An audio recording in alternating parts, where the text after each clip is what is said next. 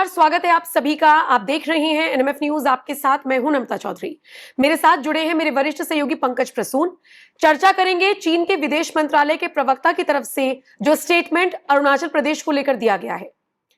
अरुणाचल प्रदेश को वो भारत का हिस्सा नहीं मानते हैं, कोई नई बात नहीं है। अरुणाचल प्रदेश के लोग खुद को भारतीय मानते हैं, हमारा हिस्सा है, वो जाहिर सी बात है, इसमें कोई डाउट नहीं है। लेकिन चीनी विदेश मंत्रालय के प्रवक्ता कह रहे हैं कि जो सो कॉल्ड अरुणाचल प्रदेश है, हम इसे मान्यता ही नहीं देते हैं। इनफैक्ट वो चाइनीज से नाम रख दिए हैं अरुणाचल प्रदेश के कुछ इलाकों के।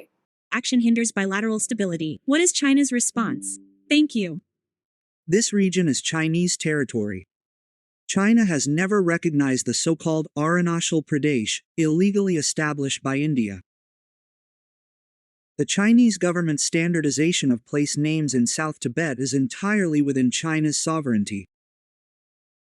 China-India relations are generally stable, and China's policy of improving and developing these ties remains unchanged. We hope both sides will move towards each other and do more to benefit bilateral relations.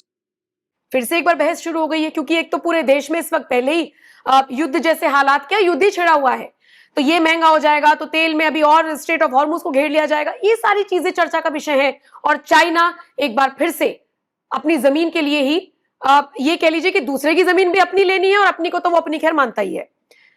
Pankaj ji, एक बार फिर से ये राग अलापा गया है, हम पिछले काफी वक्त से सुन रहे हैं। अपनी अपनी जो उसकी जमीन है उसमें उसे तसल्ली क्यों नहीं है? तिब्बत भी आ जा, ताइवान भी आ जा, भारत के भी कुछ हिस्से आ जा, अक्साई चीन भी आ जा, सब आ जा। दुनिया उस राजा को याद नहीं करती जो अपने टेरिटरी में हमेशा सुखी पूर्वक रहता है।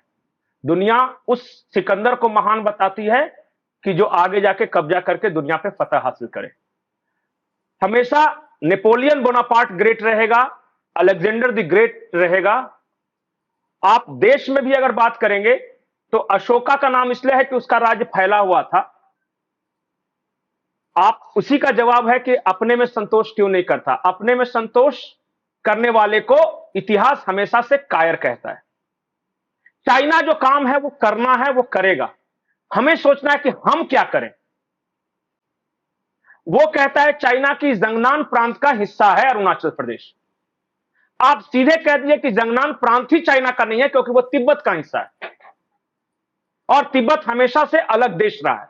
ये तो कह सकते हैं ना आप कि इसमें भी इकोनॉमिकली घाटा हो जाएगा, महंगाई बढ़ जाएगी। और मैं बोलता हूं कि इंडिया एग्रेसिव क्वेश्चनिंग तो कम से कम करे। जिस सांप के पास जहर नहीं होता, कम से कम फन उठाना तो आना चाहिए उसको। आप शांति के सफेद कबूतर उड़ाते रहिएगा तो 1962 होगा। याद रखिए हमेशा चाइना के केस में वो साइकोलॉजिकल वॉरफेयर लड़ता है। जॉर्ज फर्नांडिस अटल जी के जमाने में डिफेंस मिनिस्टर थे और उन्होंने कहा था कि पाकिस्तान के साथ जो हमारी लड़ाई है वो 2020 मैच की तरह है, वनडे मैच की तरह है। लेकिन चाइना के साथ जो लड़ाई है वो टेस्ट मैच की तरह है। अपना विकेट बचाना भी है और लंबी पारी खेलनी है। इसी देश में एक सरकार ऐसी हुई है, और माफ कीजिएगा मैं मनमोहन सिंह की सरकार की बात कर रहा हूं। रक्षा मंत्री थे ए.के. एंटोनी। उनसे लोकसभा में सवाल पूछा गया कि भाई साहब, चाइना अपने बॉर्डर के आसपास इतने इंफ्रास्ट्रक्चर बना रहा है, उसकी सेना है, बेस तैयार हो गया है, आप क्या कर रहे हैं? तो इनका जवाब क्या था पता है? हम कुछ नहीं कर रहे हैं। बोला क्यों? क्योंकि अगर हमारे तरफ भी हम इंफ्रास्ट्रक्चर बना लिया, रोड बना लिया, तो चाइना जब अटैक करेगा तो रोड पकड़ के दिल्ली तक आ जाएगा। तो no infrastructure is best infrastructure, AK. Antony ने कहा। हैरान मत होइए। यह थी चाइना के प्रति हमारी पॉलिसी। उस चाइना ने जिसने हमारे हजारों हेक्टेयर जमीन को कब्जा कर लिया है, वो चाइना जिसके पास अक्साई चीन का हमारा इलाका आज भी है, उसके प्रति हम कहते हैं कि हम इसलिए इंफ्रास्ट्रक्चर नहीं बना रहे क्योंकि चाइना दिल्ली तक घुस जाएगा। रोड रहेगा तो अंदर तक आने में सुविधा होगी। ये ऐसी तो पॉलिसी लेकर हम चल रहे थे। तो चाइना जो स्टेटमेंट दे रहा है उसका मन बढ़ा हुआ है।